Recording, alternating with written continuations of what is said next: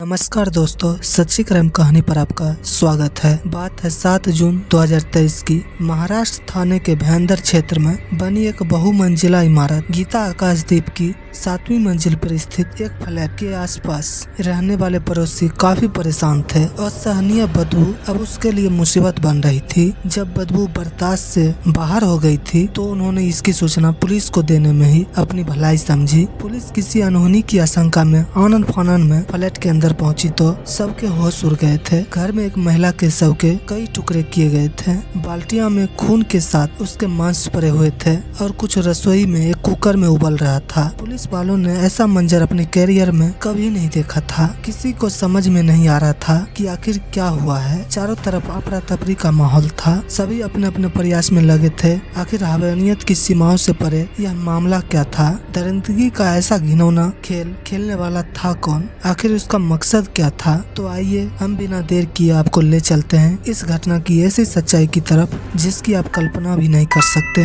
आगे बढ़ने से पहले हमारे चैनल को सब्सक्राइब और लाइक करना बिल्कुल ना भूलें और समाज में हो रही ऐसी दिल दहला देने वाली घटनाओं से रूबरू होते रहें, सावधान रहें। आइए आपको बताते हैं क्या थी यह घटना और इसकी कहानी क्या थी। लिव इन रिलेशनशिप की जो आजकल के दौर में काफी आम बात है। कहानी के मुख्य पात्र एक 36 वर्षीय महिला सरस्वती वैद्य और उसके लिव इन पार्टनर 56 वर्षीय मनोज साने हैं। सरस्वती वैद्य ने अपना बचपन अहमदनगर के एक अनाथालय में अपनी 3 बहनों के साथ गुजारा था और वह अपनी बहनों के साथ अनाथालय में ही पली बढ़ी थी। 18 वर्ष की हो जाने के बाद सरस्वती वैद्य अनाथालय छोड़कर अपने दूर के रिश्तेदार के साथ रहने आ गई थी। सरस्वती वैद्य ने एसएससी परीक्षाओं में असफल होने के बाद पढ़ाई छोड़ दी थी। मनोज साने एक पढ़ा लिखा लड़का था। अनाथ होते भी उसने औद्योगिक प्रशिक्षण लिया हुआ था, लेकिन ट्रेड टेक्नीशियन होते हुए भी उसे कोई अच्छी नौकरी नहीं मिली। वह एक राशन की दुकान पर काम करता था।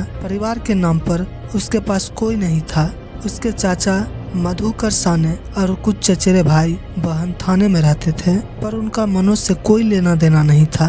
घटना के 15 साल पहले बोरीवली की वाभी नाका में राशन की दुकान पर मनोज साने और सरस्वती वैद्य की मुलाकात हुई थी। मनोज साने यहाँ पर काम करता था। बातों बातों में ही जब सरस्वती को पता चला कि उसकी तरह ही मनोज भी अहमदनगर से ही है तो दोनों में जल्द ही दोस्ती हो गई। और बाद में यह जानने के बाद कि दोनों अनाथ हैं तो दोनों के दिल में एक दूसरे के लिए जगह भी बन गई। इसी बीच मनोज ने आर्थिक तंगी से परेशान सरस्वती को एक दुकान में सेल्स गर्ल का जॉब दिलवा दी।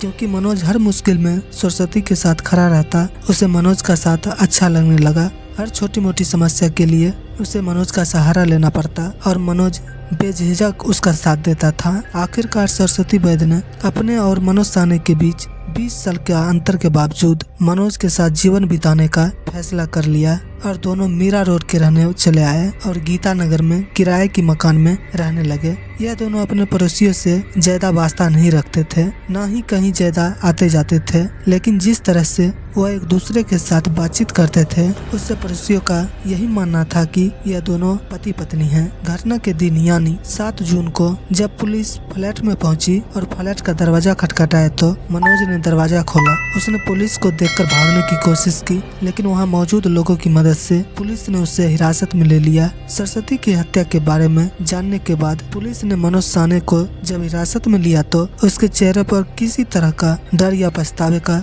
कोई संकेत नहीं दिखाई पड़ रहा था। 56 वर्षीय मनोज साने के खुद दिए बयान में उसने पुलिस को बताया था कि मैं मनोज साने इस फ्लैट में पिछले काफी सालों से रह रहा था। सब कुछ ठीक चल रहा था। सरस्वती अपनी 10वीं की कक्षा की एसएससी परीक्षा में शामिल होने की योजना बना रही थी और उसे मैथ्स पढ़ाया करता था।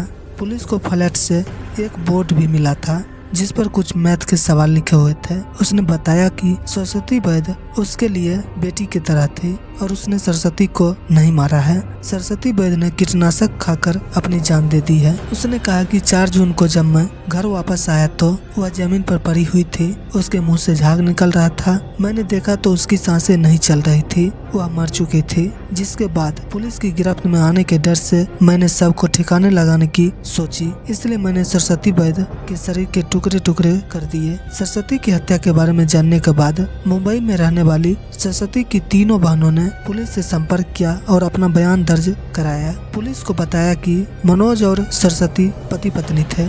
करीब 8 साल पहले उनकी बहन सरस्वती ने मनोज से एक मंदिर में शादी की थी और वे बहुत शांति के साथ हंसी खुशी जीवन गुजार रहे थे। लेकिन उम्र में काफी अंतर होने के कारण उन्होंने शादी के बारे में किसी से खुलासा नहीं किया था। इन दोनों की उम्र में 20 साल से भी ज्यादा का अंतर था और इतना अंतर होने के कारण सरस्वती अक्सर मनोज का परिचय अपने मामा के रूप में करवाती थी। बहनों के दिए गए बयान के अनुसार पुलिस ने मनोज से फिर कड़ाई से पूछताछ की। उसने शादी की बात मानते हुए कहा कि सरस्वती स्वभाव से बहुत शक्की थी और उसे लगता था कि मनोज उसके साथ बेवफाई कर रहा है। सरस्वती के इसी शक के चलते दोनों के बीच अक्सर लड़ाई झगड़ा होता रहता है। घटना के दिन भी ऐसा ही झगड़ा हुआ, लेकिन उस दिन मनोज काबू से बाहर हो गया और घर से बाहर चला गया, जिसके चलते सरस्वती ने गुस्से में कीटनाशक पीकर हत्या कर ली। क्योंकि जिस दिन यह घटना घटी वह घर में नहीं था। जब वह घर लौट कर आया तो सरस्वती को मरा हुआ देखकर बुरी तरीके से घबरा गया। उसे लगने लगा कि सरस्वती वैद्य की हत्या के आरोप में पुलिस उसे पकड़ लेगी, इसलिए उसने सबको छुपाने की कोशिश में वुड कटर मशीन से सरस्वती के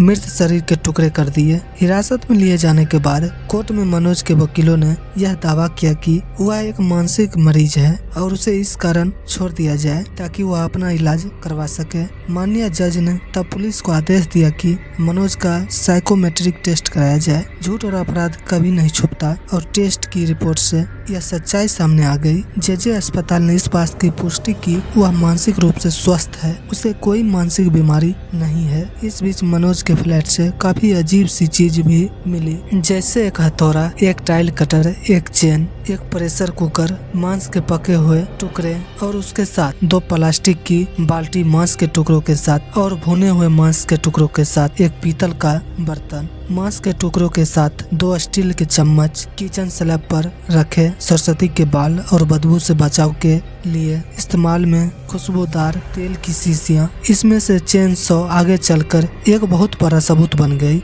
दरअसल आसपास पूछताछ के दौरान जब पुलिस एक दुकानदार कार्तिका इंटरप्राइजेज तक पहुंची तो दुकान के मालिक ने बताया कि कुछ दिन पहले मनोज चेन सौ की मरम्मत करवाने यहाँ आया था और यह पूछने पर कि वह उससे क्या काम करेगा तो उसने कोई भी ठीक जवाब नहीं दिया। अब पुलिस के हाथ एक पुख्ता सबूत लग चुका था। उन्होंने अपने तरीके से मनोज को रिमांड पर लिया और आखिरकार उसने असली सच उगल दिया, जिसे सुनकर सभी के होश उड़ गए। उसने खुलासा किया कि दरअसल शक्की सरस्वती नहीं, मनोज खुश था। उसे लगता था कि सरस्वती के और आदमियों के बीच नाजायज संबंध है और यही शक सरस्वती को मारने की सबसे बड़ी वजह बन गई। उम्र में वह मनोज साहनी से लगभग 20 साल छोटी होने के बाद भी मनोज साहनी से शादी कर लेती है। उम्र में वह सरस्वती से काफी बड़ा था और इसी इनसिक्योरिटी के चक्कर में उसने गुस्से और जलन में आकर सरस्वती को मौत के घाट उतारने का प्लानिंग की।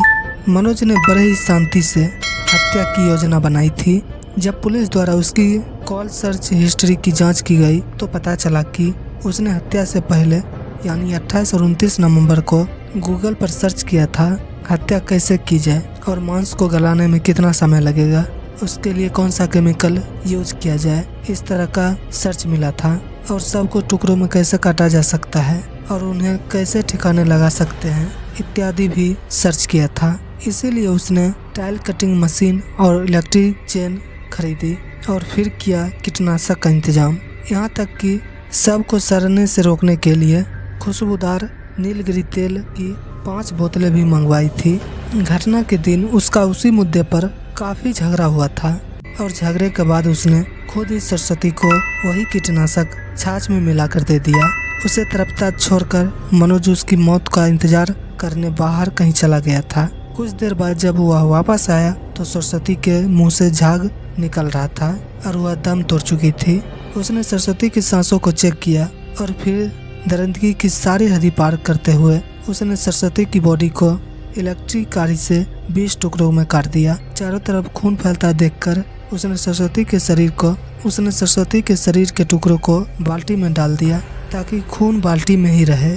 पर शायद उसकी दरिंदगी इतने पर शांत नहीं हुई। उसने मांस को इतना छोटा छोटा काटा कि उसे कुकरों में उबाल सके और फिर कुछ टुकड़ों को कुकर में उबाला और कुछ को गैस पर पकाया और बाद में उसे कुत्तों को खिला दिया। पुलिस ने दुकानदार कार्तिका इंटरप्राइजेज के मालिक, छाछ बेचने वाले और कीटनाशक दवाई बेचने वाले जिनसे मनोज ने कत्ल में इस्तेमाल सामान खरीदा था उसके बयान भी दर्ज कर लिए। इन सब सबूतों के आधार पर पुलिस ने अपना पक्ष रखा और मनोज को अदालत ने दफा 302 के तहत मुजरिम करार करते हुए जेल भेज दिया। रिपोर्ट्स के मुताबिक अभी भी यह मुकदमा चल रहा है। मनोज के वकीलों ने एक और कोशिश करते हुए इस मामले में एक नया मोड़ लाने की कोशिश की। इस बार उन्होंने यह कहा कि मनोज का HIV पॉजिटिव टेस्ट किया गया था 2008 में और उसके बाद मनोज के सरस्वती के साथ कोई संबंध नहीं थे। पुलिस ने 1200 पेज की चार्जशीट और 68 विटनेस का ब्यौरा कोर्ट में जमा कराया और उन्हें विश्वास है कि सरस्वती को इंसाफ जरूर मिलेगा। घटना हमें सोचने पर मजबूर कर देती है कि जिस इंसान के साथ हम प्यार के लम्हे गुजारते हैं, जीने मरने की कस्में खाते हैं, क्या वह ऐसा हैवान भी बन सकता है? हम ऊपर वाले से प्रार्थना करते हैं कि वह सरस्वती की आत्मा को शांति दे और ऐसी मौत किसी को ना मिले। दोस्तों, इस वीडियो के बारे में आपकी क्या राय है कमेंट बॉक्स में जरूर बताएं। अगर मेहनत पसंद आई हो तो इस वीडियो को लाइक करते हुए सच्ची क्राइम चैनल को सब्सक्राइब जरूर करें। आप सब्सक्राइब करते हैं तो मैं और भी वीडियो बनाने के लिए प्रेरित होता हूँ। जय हिंद।